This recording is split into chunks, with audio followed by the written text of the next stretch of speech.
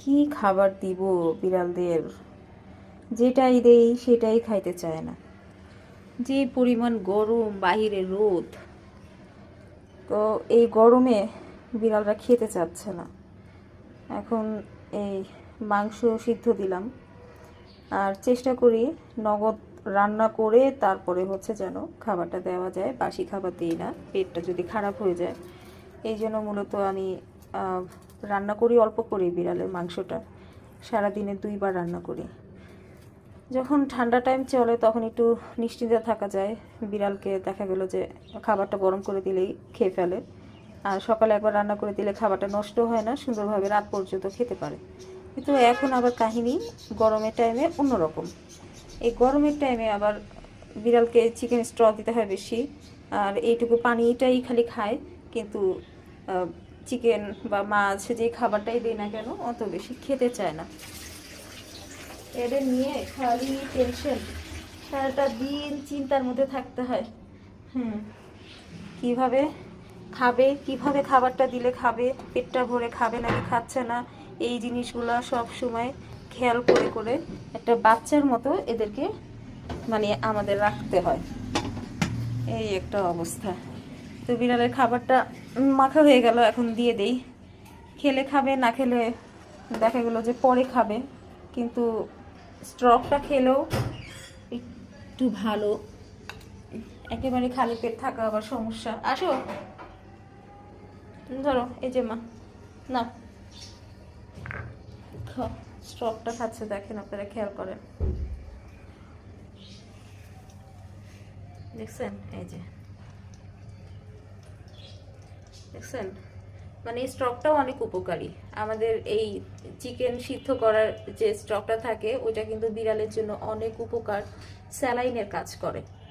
তো গরম টাইমে হয় না যে আমাদের শরীর অনেক বেশি ক্লান্ত হয়ে যায়, তখন আমরা কি করি? স্যালাইন খাই।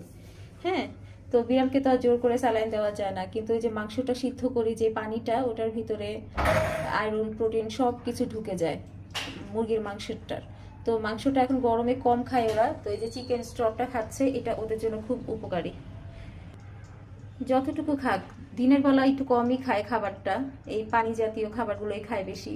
আমি বিড়ালকে বাহিরের খাবারটা অত দিই না, এই ঘরের এই খাবারটাই ওদেরকে দিয়ে থাকি। আর রাতে হচ্ছে আবার ওরা সলিডটাই খায়, পানিটা আবার একটু কম খায়। হ্যাঁ, বাহিরের গুলো চিল্লাচ্ছে, তোমরা এমন করছো কেন? খাও খাও। বাইরের বিড়ালগুলো চিল্লায়। এই যে আমি এখন ওদের মাংস মেখে দিছি না, তো এই যে জানলা দিয়ে হাড় হাড্ডি, তারপরে হচ্ছে একটু মাংস ছিঁড়ে তারপরে হচ্ছে একটা পলিথিনে করে ফেলে দিছি, ওটা আপনাদেরকে দেখাইতে পারি নাই। হাতের অবস্থা খুব বাজে ছিল, হাত ভর্তি মাংস ছিল, এই জন্য আর কি দেখাই নাই, হাত ধুয়ে নিয়েছি। তো বাইরের বিড়ালগুলো তো ওগুলো খেয়ে অভ্যস্ত। তো 3 বেলা এসে চিল্লাচিল্লি করে, যখনই খাবার দিয়ে একজন আরেকজনের সাথে ওই দেখা গেল যে লাগালাগি করে, তারপরে হচ্ছে দিয়ে ওই খাবারটা নিয়ে কাড়াকাড়ি করে খায়। তো ওই যে শব্দটা হয়, এটার জন্য আমার বিড়াল মানে আতঙ্কে পড়ে যায়। ওরা হুট করে তাকায় তাকায়, দেখে কি যে কোনো বিড়াল আছে নাকি, বা বাসায় নতুন কোনো বিড়াল আনছি নাকি। আমার তো আবার অবস্থা এরকম হয়, মাঝে মধ্যে বাইরে থেকে দেশি বিড়াল নিয়ে আসি, দেশি বিড়াল নিয়ে এসে খাবার টাবার দিই, কিন্তু ওদের যন্ত্রণায় দেশি বিড়ালটাকে পার্মানেন্ট রাখতে পারি না। দেখা গেলো খাঁচার মধ্যে রাখতে হয় 2-4 দিন, শরীর স্বাস্থ্য ভালো করে তারপরে হচ্ছে অ্যাডপশন দিয়ে দিই। আপনারা জানেন অনেক আগে, মানে কিছুদিন আগে, অনেক আগে না আমি ভুল বলেছি, কিছুদিন আগে একটা এই যে জ্যাসির মতো একটা কালারে একটা দেশি বিড়াল আমি বাইরে থেকে আমার মেয়েগুলো নিয়ে আসছিল স্কুল থেকে আসার সময়।